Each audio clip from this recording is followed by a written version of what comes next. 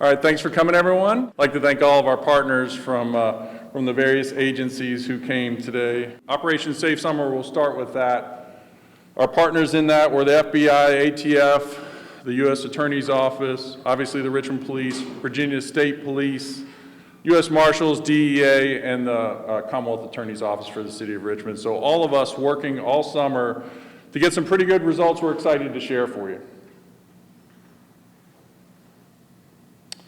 All right, so as I always say, we like to compare Richmond to Richmond in the past. If you look at these numbers for total violent crime during this time period, while it wasn't the lowest in 7 years, we were very close, and I got some things I want to explain as to why it's up a bit. But as you can see, from the high in 2020, we had 358 violent crimes for this time period. We're at 305, just up 3 from this time last year. So good numbers, and even better when I can explain why that's up a bit.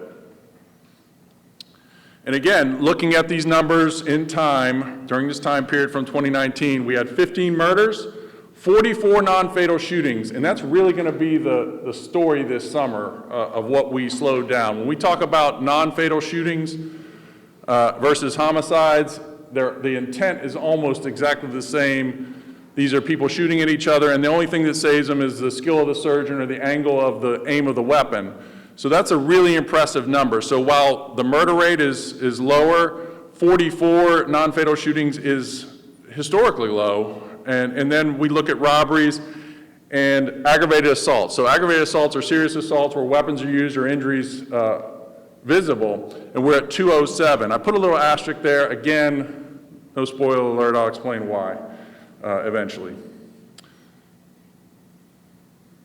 And again, during Operation Safe Summer, this is the total persons shot. So this is another metric we like to look at. If you're shot and killed, or you're shot and wounded, because we have homicides that involve cars, we have homicides involving stabbings. Unfortunately, we have babies who are killed by their parents. They all count as murders. But we believe that gun violence is a special category that we need to track and monitor specifically. So when we look at all the people shot during crimes, in 2022 we had 101, in 2023 we had 79, last year during this period we had 81, and then this year, again, dropping off a cliff to 58. So 43% from the high reduction, but even from last year's good numbers, 28% reduction in all persons shot. So something we're very, very pleased with. And I want to talk about one of the strategies and why we think that's happening. So we look at 250 guns seized by the men and women behind you. The work they did this summer was incredible. 8 machine gun conversion devices were seized. And I also have another thing that I'm going to add about that because it's even bigger than that when we talk about the investigations. 274 felony arrests, 162 misdemeanor arrests, 240 warrants served. Again, really impressive work that we believe led to that downward trend in all persons shot.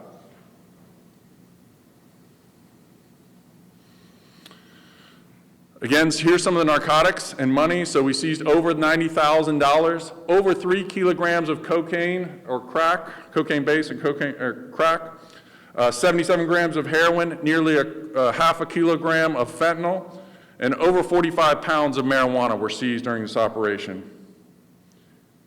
And here's just some of the photographs of some of the evidence, photos of guns and drugs that we were able to seize, and we'll provide all this to you later in a PDF file. So I mentioned a little bit about the time frame of Operation Safe Summer. So that was May 31st to September 6th. But during the course of that investigation, we developed intelligence and executed a search warrant outside of this. But it all stemmed from the investigation that was done this summer. So on September 10th, the Richmond Police Department, in partnership with the FBI, the ATF, our SWAT team, negotiators, CCIC, other folks, all collaborated to execute 6 search warrants, 4 of which were in the 4000 block of Midlothian Turnpike. We seized 10 firearms, 2 with machine gun conversion devices on the weapons themselves, and then another 26, as you can see, packaged for distribution. Now these things go for about $300 to $350 a piece, and as I've mentioned previously, they turn a semi-automatic pistol into a fully automatic machine gun. They're illegal both at state and federal level. And 4 people were arrested for these possession of these machine gun conversion devices, for specifically the possession of them and also other felonies. And again, as I mentioned, it was the same partners from Safe Summer, just outside of the time frame, but all the evidence collected was during that operation, so we're very pleased with that. Here's another photograph of what it looks like when we seize one of these weapons. So as you can see, the device is on the rear. We found this at one of the search warrants where it enables you to change the weapon so that you can implement that and put that on the guns. And again, turn them into a very dangerous, a much more deadly and dangerous weapon. And that came to fruition on August 20th, so almost for us. So on August 20th, we reported out on an incident in Belt Atlantic Apartments in the 4000 block of Midlothian. We executed a search warrant. Our SWAT team was executing that warrant and came under fire. As we mentioned that day, we knew one of our officers was struck with something. We just didn't know what it was. He was not injured at the time, but one of our sergeants was hit going through the door. Before they entered the building, they were met with automatic gunfire. And luckily, because of the ballistic material that he had on his body and the shield, it didn't cause physical injury to him, but we very easily could have had a tragedy on our hands, even greater than what already happened, because as you know later, the individual that shot at him later took his own life. It was ruled to be a suicide by the medical examiner before officers could even arrest him. And I showed some of these pictures last time, but I think it makes sense to show this is where he was struck around the weapon. And like I said, we didn't initially know if it was shrapnel or if it was a bullet. When we took the ballistic material apart, we found what is an intact actual bullet. So we were just really blessed and lucky to have survived that. So that kind of summarizes Operation Safe Summer. Now we'll go into the third quarter updates.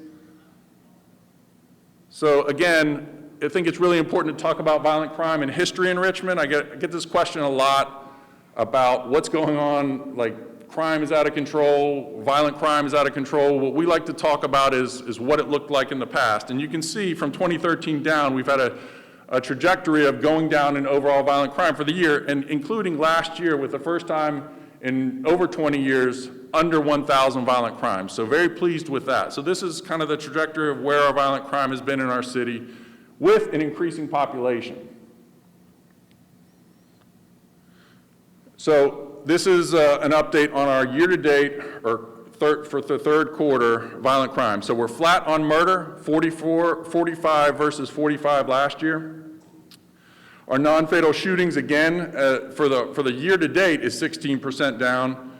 Our robbery individual total is 9% down. And our aggravated assault, our total aggravated assaults, which include just regular aggravated assaults and aggravated assault domestic, are down 2%. The robbery commercials are up, and we're going to talk about that. And then the huge increase in violent crime is up in our aggravated assault domestics. And I'll explain why we think that is. But that number specifically is pushing us up 3% for the first 3 quarters of the year in violent crime. So still on good track, but at this stage, we're going to explain why we think that is. So when we talk about the commercial robberies, there's always 2 things we talk about with our vape shops. That's a big topic. I was asked about it at public safety. I'm going to have to discuss it at the next public safety meeting. But there's 2-pronged challenges with vape shops. Number one, they're targets of violence. So we're seeing very dangerous, very aggressive takeover-style robberies of these vape shops for a variety of reasons, to include they have large amounts of cash and they have illegal marijuana on site. So they are becoming targets. 34% of all of our commercial robberies involve vape shops. 88% of the robberies, a firearm is actually displayed. And that's not the case with our other commercial robberies. So you walk into a vape shop, this is what usually it looks like. Some of our other robberies, 30% of the overall commercial robberies are essentially shopliftings that escalate either with the violence or threat of violence. As soon as a clerk or sometimes even a citizen tries to stop a person who's stealing, and uses force or the threat of force, it changes from shoplifting to robbery, which is obviously a much more serious crime. In fact, 2 of our commercial robberies this year started that way with shoplifting and ended in robbery, and they involved hot dogs. So someone walked into a convenience market, picked up a hot dog, tried to walk out with it. They were confronted by the clerk, and force was used, and it turned into one of these statistics. So, you know, while I certainly understand the frustration of clerks not wanting to have shoplifting after shoplifting happen, we don't encourage people to use force to try to stop those thieves.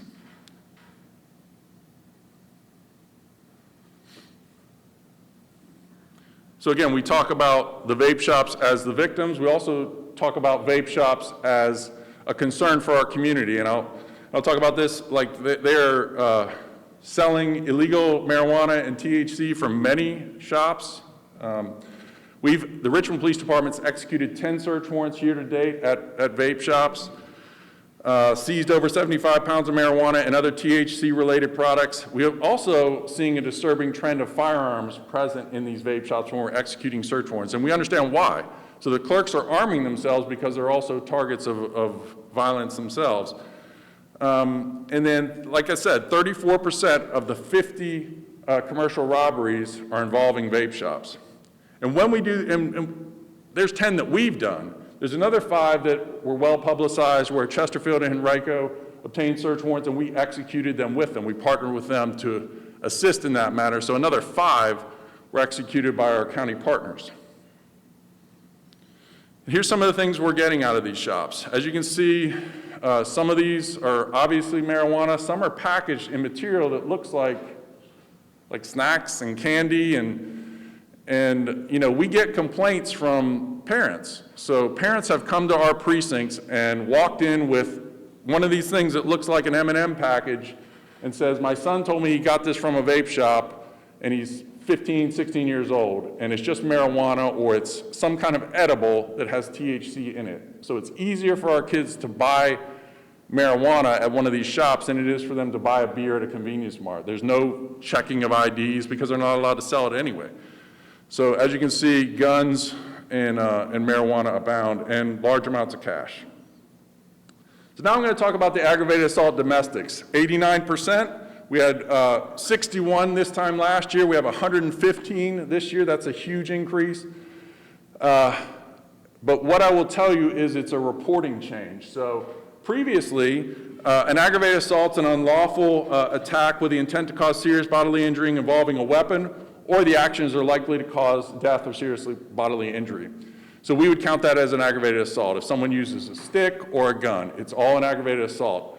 And we would only take a report for aggravated domestic assault if the domestic partner lost consciousness or was unable to breathe.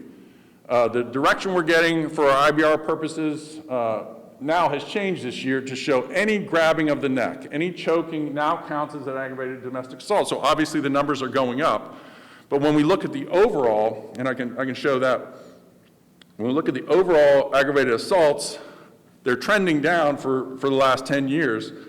They've decreased 32% from 2013 overall from 2025. And if you look at this statistic, so just last year, the percentage has always been the same. About 8% of all of our domestic assaults were aggravated. This year, 14%. And that kind of accounts for the disparity in what we're seeing in these crimes of violence. So if we were to be on pace for this time last year, our violent crime rate would be another reduction of 5%, but this is really driving our numbers. Now, that's not to say we don't have a problem with domestic violence in our city. We do. We're taking a lot of steps. Last time I met with you, Ms. McKeechin and I got up here and talked about the Family Justice Center and how we're going to try to address that in a one-stop shop type environment to protect people who are victims of domestic violence.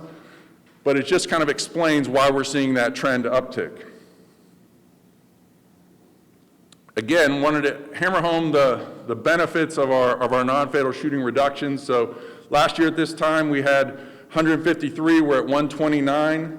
And one of the things I'm happy about is the number of juveniles being shot are down to 11. 2 of our murder victims this year are juveniles, a 15-year-old and a 17-year-old.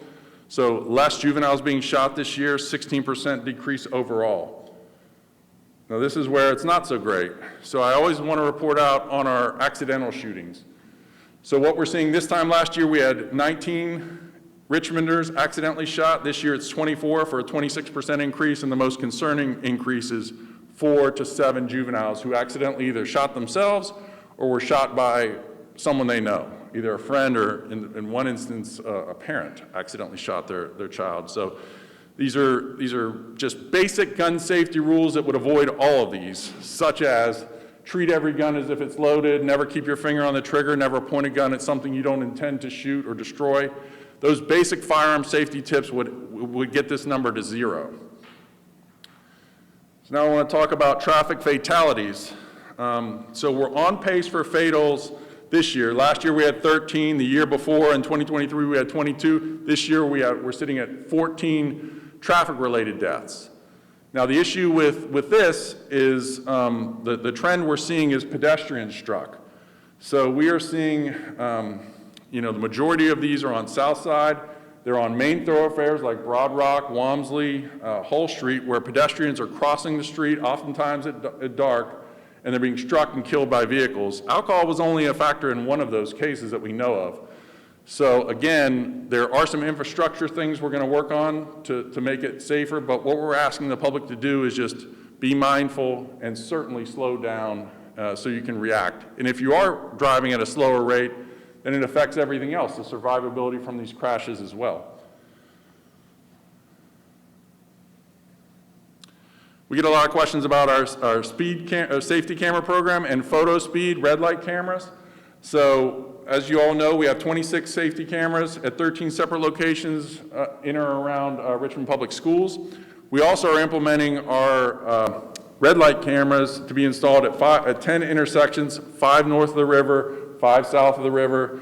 We anticipate that those are going up as we speak, and we anticipate them going live in the coming months. So we're definitely interested in that. Another question we get often about the safety camera program, these are the numbers for the mailed citations. As you can see, some are very prolific, like McClenny Elementary or Huguenot High, and certainly River City Middle, and then some not so much. Westover Hills Elementary has 274 versus over 26,000 at River City. So we may look at changing those locations in consultation with the Department of Public Works. Now we're going to delve into property crime year to date. So this is where we're seeing a lot of success. I don't have a lot of great stories to talk about. Arson is up by 3 crimes, but everything else is really trending in the right direction, especially considering theft from motor vehicle, which is always one of our most voluminous crimes in Richmond. The big story this year, as I've mentioned in previous press conferences, is the reduction in motor vehicle thefts. We think that is, I'd like to claim credit for that, and certainly we get the blame when it spikes, but a big part of that is the technology. So these cars are getting updates. They're harder for the thieves to steal. We've given out hundreds of these wheel locks, these yellow club type wheel locks that make it very difficult for thieves to steal your car. So big reduction, 42%, and that's what's driving the total major crime down year to date of 15%. So very pleased with that. There is one thing that I would like to highlight, and it's just great work, collaboration with our community, with our detectives, and that is package thieves. So we were having a high-profile case with an individual, the same individual members of our community were seeing stealing packages, not just off the porches, but going into mail rooms of some of our apartment complexes. And we track that in 2 different ways. So if it's inside of a building, like a mail room, it's a theft from building. If it's on the porch, it's all other larceny. So, but it's the same type of crime. And so many people are now doing their shopping on Amazon and other, getting their packages dropped off. So it's, taking one hyper offender off the streets is really, really important for us. So we're getting these comments, folks are sending us pictures from Nextdoor or Reddit, some of these other things, and they started sending us the pictures, and it's the same person. So we start seeing the same person in different parts of our city, different neighborhoods, and we've, our detectives were able to link him to, he's a suspect in 20 package thefts since between June and September in the Manchester neighborhood, Carver, and even in and around VCU. So this individual, Aubrey Brown, age 59 of Richmond, obviously he's presumed innocent at this time, but we were able to get enough probable cause to arrest him for 9 outstanding warrants. We conducted proactive investigations, surveillances to catch this guy, and really pleased with the work our folks did on that. And I'll end with just kind of our commitment to community engagement. We had many community walks. Our next one is October 15th. You're all invited to come. It's going to be in Oak Grove. But community walks, talking to our community when there's not crime scene tape up or some other tragedy, I think is really important, and we're going to continue that. And then we have a trunk or treat pop-up event in 3rd Precinct. I don't think we have the location yet, but in 3rd Precinct on October 28th as we get closer to Halloween. That's another event for the kids. We give out candy and get to engage with our community, like I said, when there's not crime scene tape up. And I'll just close with, like I said, acknowledging the people that are sitting behind you with our great partners from the U.S. Attorney's Office, the Commonwealth Attorney's Office, FBI, DEA, U.S. Marshals, ATF, and certainly the Virginia State Police and the members of our department. And not just the members of the Street Crimes Unit, they were the focus of that. We also had a lot of help from the ancillary units like SWAT. So our SWAT team came in on their days off to execute many of these search warrants. They're not part of the Safe Summer directly, they work in other assignments, but they all pulled together to have this great result and some of the statistics that we were able to talk about today. So with that, I'm happy to answer a few questions. All right, Cam? Chief, regarding the shooting video you're showing there, just to clarify, does that include cases where a firearm was shot during an argument and no one was actually hit, or is that just cases where shots are fired either someone's hit and survives or hit and killed? Just shot and wounded or shot and killed. So if a firearm's discharged but nobody's hit, that's not tracking that. Did you have data on those numbers, or is it like the shot and someone just wasn't hit because someone was still intending to try and kill someone? We have certain reports of what's termed as random gunfire. Often those cases we have no idea what the intent was. It may just be someone shooting, but we can run those numbers. And we also, as I've talked about previously, we have technology in the East End, gunshot detection, where we are collecting data where a shot is fired in the city. Maybe no one even calls 911, but we send officers out there to check on the status, and we've had some really incredible saves where officers have found people suffering from gunshot wounds before anyone called. We're able to render first aid and get them to a higher level of care too. So, Jamal? You talked about non-fatal shootings being at a historic low. Do you happen to know the hotspots of the areas where I guess those were happening, as well as where guns were seen before? Well, they're consistent with last time we presented out our 15 hotspots, and they're consistent generally with those areas of the town, so we can release that to you. But most are occurring in these spots, and that's why we're so obsessed with knowing where those areas are to occur. So not only even if it doesn't stop a shooting, the response time is 30 seconds versus, 5 minutes. Mr. Powell? Chief, have you learned anything more regarding what the city would have to do in terms of working with the General Assembly to establish the gun-free zones you were referencing to the council committee a week or so ago? I'm not sure it would have to be the General Assembly. I think City Council could do something about that. But as I mentioned, it's going to be very complicated because if we're talking about areas like Shockoe Bottom, there are people that actually live there. And Shockoe Bottom is completely different during the day and during the week than it is on Friday and Saturday nights. So I know and I don't know if we could do that. But we've done it for parks. So it's unlawful to open carry weapons in parks. And I think it would be a tool. But again, I understand the controversy. People are very, very concerned about overreach by the government when it comes to firearms.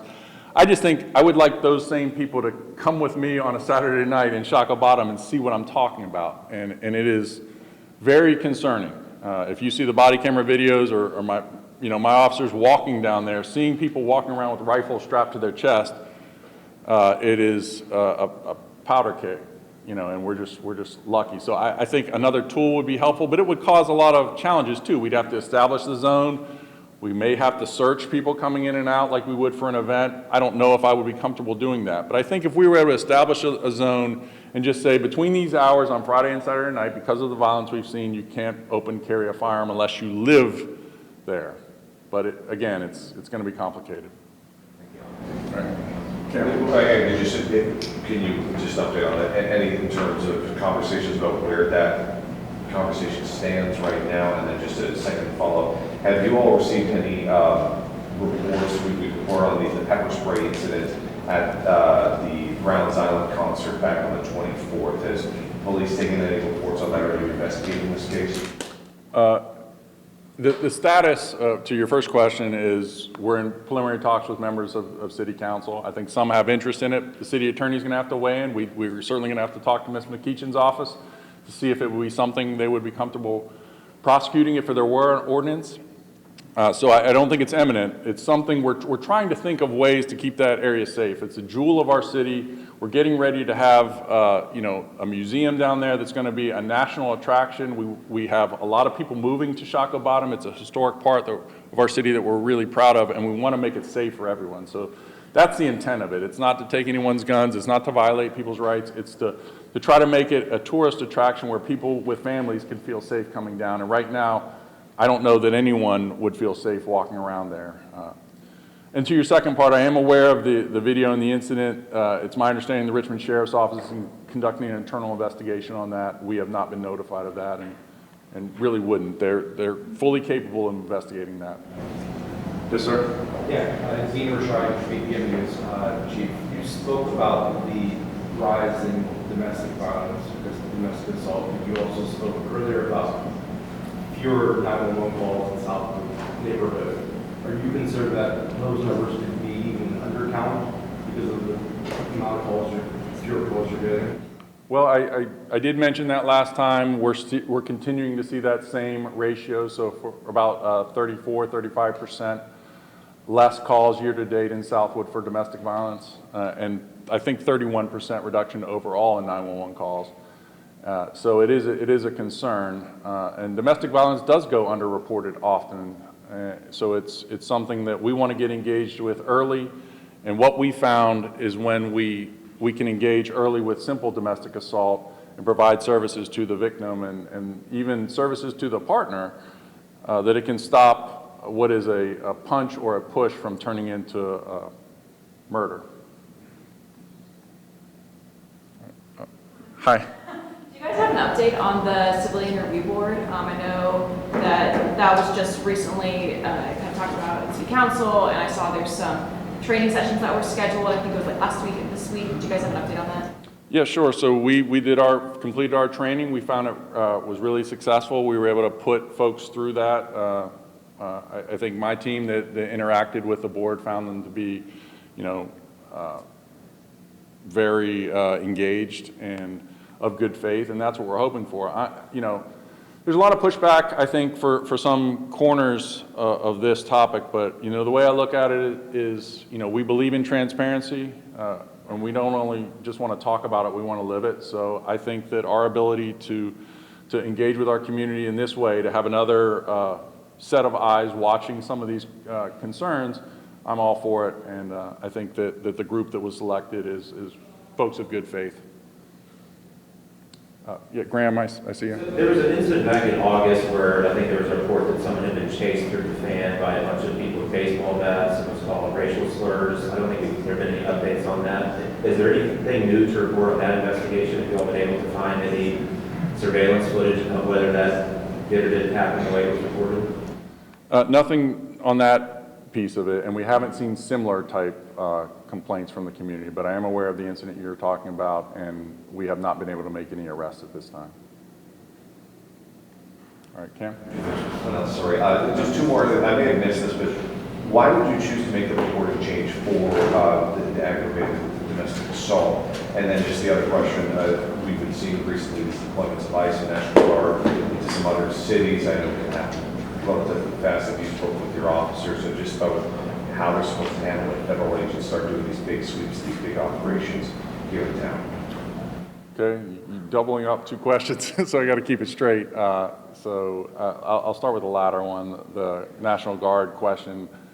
What I'll say about that is we don't control that. If National Guard chooses, and there's two separate things. So a surge of federal resources, I think, is different than National Guardsmen coming to Richmond. If National Guardsmen were to come, we would try to work with them to make sure that it's of value to everyone. I think we don't control that, and I would try to make the best of it. But we work every day, as you can see, with our federal partners, just not directly in immigration enforcement. So, I'm sorry, what was your first question? The decision to make that reporting change for the consciousness versus just a handle. So that was guidance that came from the Virginia State Police. So when we had been making those reports for years, and I think it's just an acknowledgement of while choking someone may not leave a mark, that it does lead, that is a huge indicator. It's one of the things we ask on our lethality assessment plan when we interview witnesses, if your domestic partner has ever choked you, that is an indicator of future and escalating violence. So I think they recognized it for the seriousness of it, even if it doesn't leave a mark and even if it doesn't meet the other criteria of using a weapon. So we're in favor of it, but it will change our numbers a bit. Luca? Chief, what is the solution for all the marijuana being sold at the vape shops? And is it one that you might need General Assembly help or you'll be asking for anything from legislators? Well, I think they have to, we have to know the rules of the road. Right now, it's illegal to sell marijuana from these shops. When we get complaints from community members or when our investigators lead us to these investigations, we'll continue to do search warrants as needed. What we're finding too is not only if these shops are not are illegally selling marijuana, but they may also be, again, as I mentioned, possession of firearms. Oftentimes we're going in there and they may not even have a business license to sell anything or have a certificate of occupancy. So working with the city to shut those individuals down until they comply with basic business standards in the city. But ultimately, we'll await guidance from the General Assembly on what they want to do with these shops. There are other states where it is totally legal. They sell it at like ABC type state-run stores. And there are some states where it's totally illegal. I think we're kind of in a awkward phase right now. So we're gonna await guidance from lawmakers. Graham? Is the state playing any role in cracking down on weed being sold at vape shops, or is that purely a local law enforcement responsibility? Virginia State Police has been engaged statewide. It is obviously a regional issue. We talk with Chesterfield and Henrico all the time about it at our crime briefings.